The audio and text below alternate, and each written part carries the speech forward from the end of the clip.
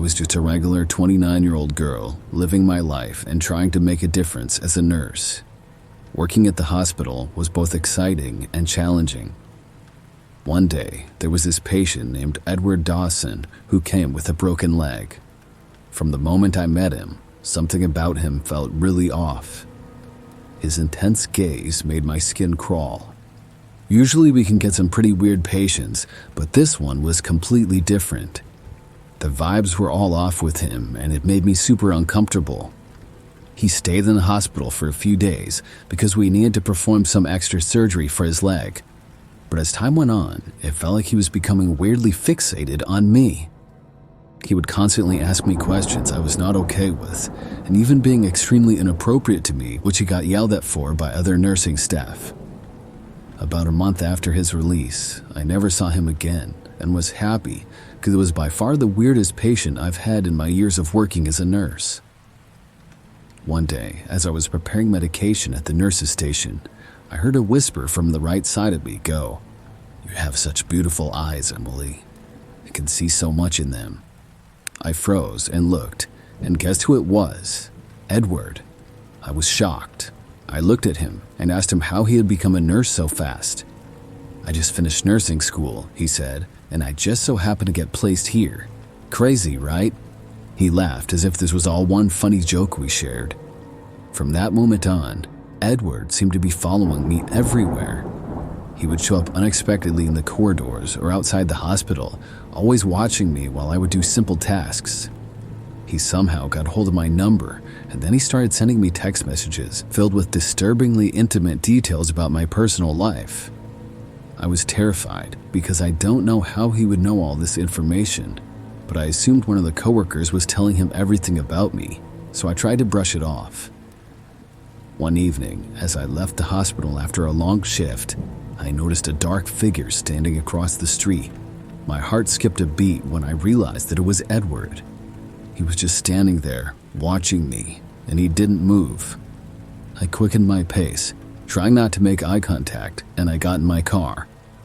After this happened, the text messages from Edward became more frequent and way more disturbing.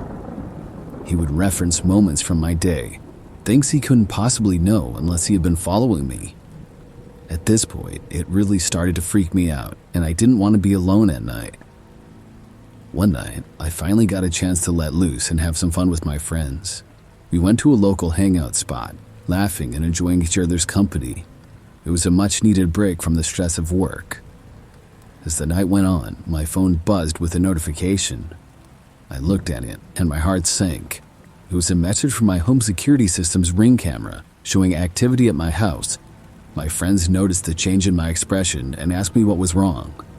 "It's Edward, guys," I muttered, my voice trembling. My security camera caught him walking around my house in the middle of the night. My friends were now also super freaked out. "Emily, this is serious," Lisa exclaimed. "You have to call the cops now, and we should get somewhere that's not in public." We left immediately and went to Lisa's, as that was the only one of us in the group that Edward had never talked to because she doesn't work at the hospital with us. We got back to her house, and we sat down to watch him over the Ring camera as we called the police. Edward was trying to break in. He tried everything, lifting the window to climbing on my roof to trying to break down the door. The police told me that they would prioritize my and my friend's safety first after they showed up at Lisa's house. As we waited for them to arrive, my friend stayed by my side, providing comfort and support. They arrested Edward almost immediately when they got to my house. Weeks after this happened, they started an investigation, and they came to find out he wasn't even a real doctor. He was impersonating one and worked there for weeks. Could barely sleep after knowing I had a stalker for months and had zero idea that all the information he'd gotten was from my medical records that he happened to secretly grab while at the hospital. Still to this day, I think about it from time to time, but I haven't heard a single thing about him or his name since.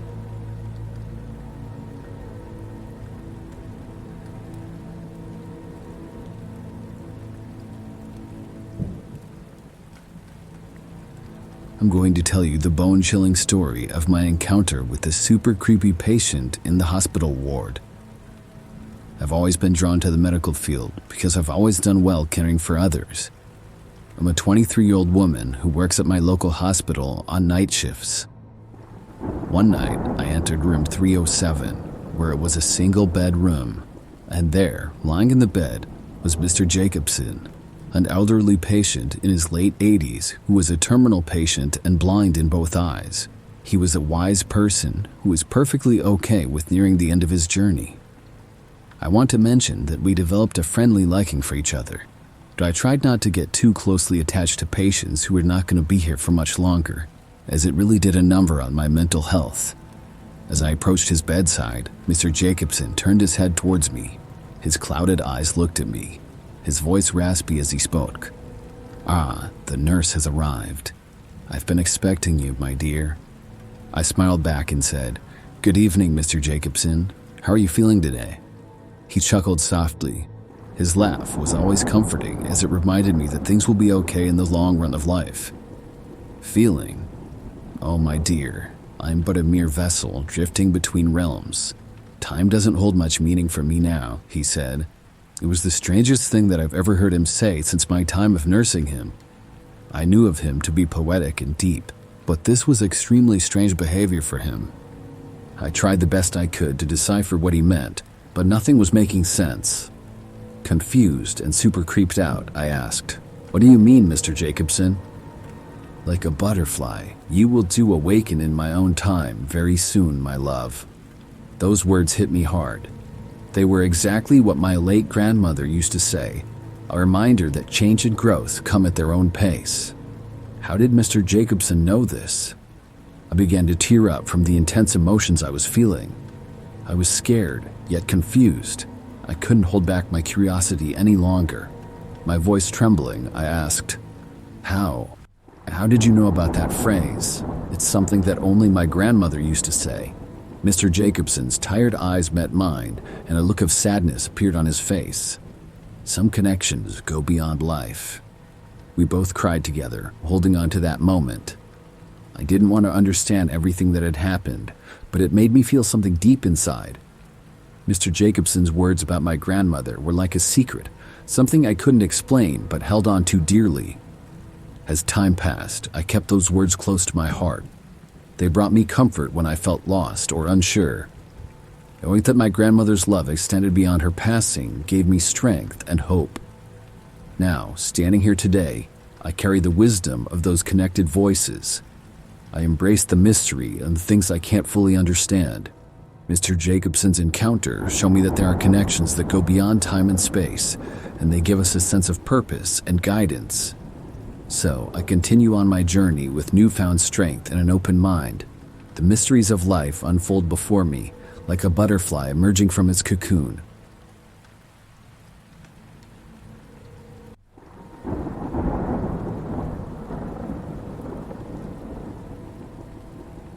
This happened back in the 1980s as I was a nurse. I worked at a mental hospital, so I had a lot of really crazy moments and met a lot of people that were a bit out of it. But there were never anything we couldn't handle. But one day, there was this one patient, Jacob, who was straight up off his rocker. I'm talking about a guy who made Jack Nicholson's character in The Shining look like Mary Poppins. The dude had a twisted fascination with causing harm.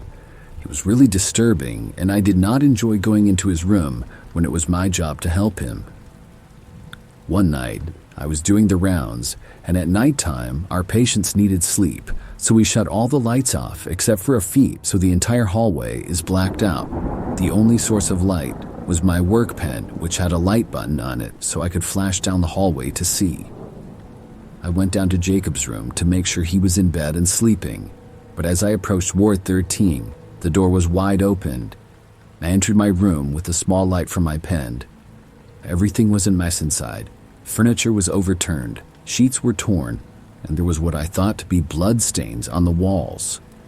It seemed like a storm of madness had swept through. What made it even scarier was that Jacob was considered dangerous, so we had restrained him with strong restraints on his arms and legs. Yet somehow, he managed to break out from these, which was almost impossible. With a heavy feeling in the air, I cautiously moved towards the door that led to the downstairs storage area. a place only allowed him to stab, but we searched every spot for him, and this was the last area left, so he had to be there. Suddenly, I saw a figure darting behind some shelves. I didn't know what was about to happen next, but I was ready to fight this lunatic if he attacked me. Carefully, I made my way through the narrow aisles, trying to find Jacob. It was pitch black and silent, and still, the only source of light was from my pen. Out in the corner, I saw Jacob crouched beside an old locker. He held a shiny scalpel in his hand, and he was smiling.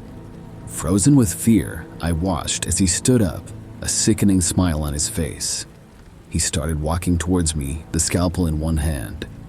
He swung the scalpel at me, narrowly missing. I dodged and fought back. In the middle of this fight, as Jacob swung the sharp tool, another nurse came running.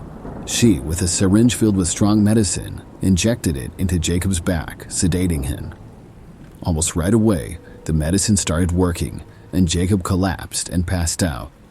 Security arrived soon after, and they helped us to completely restrain Jacob, making sure that he wouldn't harm anyone else. After this scary incident, the hospital decided to move Jacob to a different mental health facility that could provide more intense care. They realized how serious his condition was and wanted him to get specialized treatment that he needed. Since then, I've never met a crazier patient than him.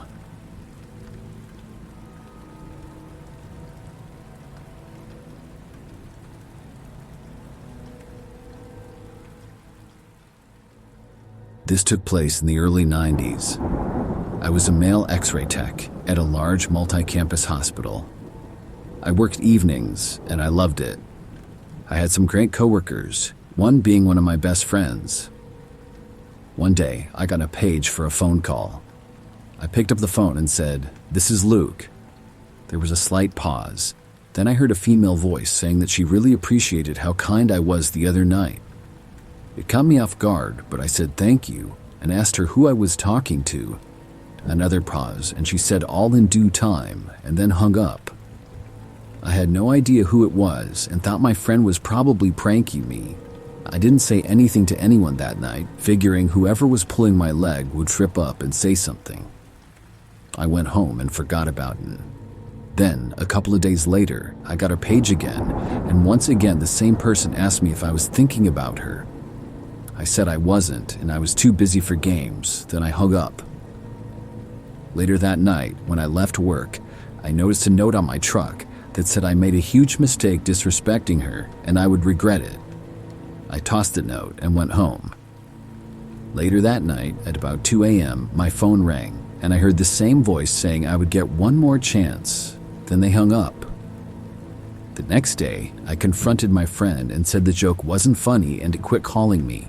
He said he didn't know what I was talking about.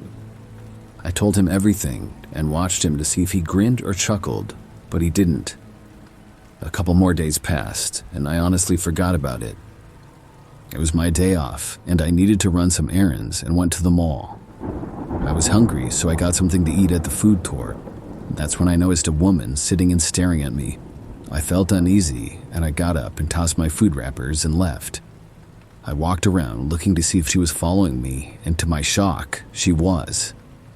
I kept walking aimlessly, and she stayed on my trail. I ducked into a store with 2 floors and was able to lose her. I was rattled, but didn't have a clue who this woman was. Later that night, I was laying in bed, unable to sleep, thinking about her nonstop. At around 2 a.m., the phone rang, and it scared the crap out of me. I answered it and stated for her to stop bothering me or I would go to the police. The phone clicked and went silent. About an hour later, I heard something outside of my house. I got up and went through the house, looking out all of the doors and windows, when finally I saw a shadow of a person standing near my truck. I called 911 and told the operator what was going on, and they sent a deputy sheriff to my house. I stood by the window, hoping they would get there quick before whoever it was left. Thankfully, they did, and the lady was still there. She was taken into custody, and the deputy told me that she seemed to be on some type of drug and that she had a note with her about how disrespected I made her feel, and she had said all she was going to do was put it on my truck. She also had a fixed blade knife on her, but wouldn't say what her intentions were with it. They said they were going to take her to the hospital to get her checked out and suggested that I get a restraining order. I never knew what happened to her and never saw her again, thankfully.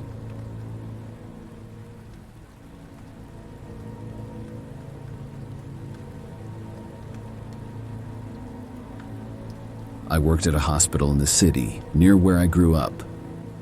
I worked second shift, which was 2:30 p.m. until 11 p.m. One night after work, a few of my friends and I went to a popular bar not far from the hospital.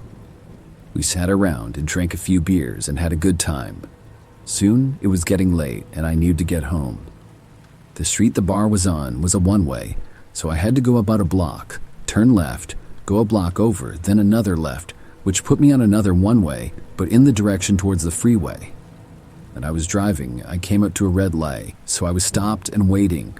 It's important to know that I was driving a full-size GMC pickup with a topper on the bed. The truck was my late father's, which had an important attachment to me. The only thing I didn't like was how it didn't have AC, so I drove with the window partially down, if not completely down. While I was waiting, this dirty-looking woman popped up and wanted to know if I wanted to party.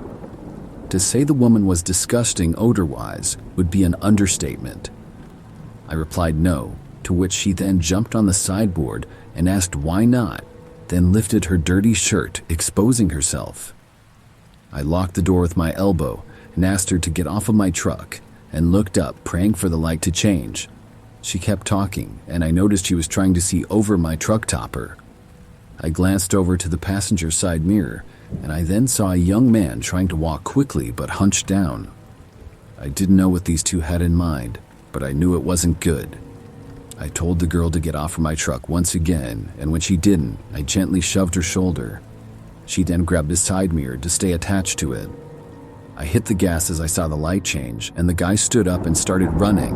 The girl held on for a few seconds to my truck before finally letting go. I made it to the next light, which was red, but it gave me time to roll up my window, and I looked back at the two, pointing at me, and I guess arguing about the woman out keeping me distracted enough. I made it home without any further issues, but I never ventured into that part of the city again.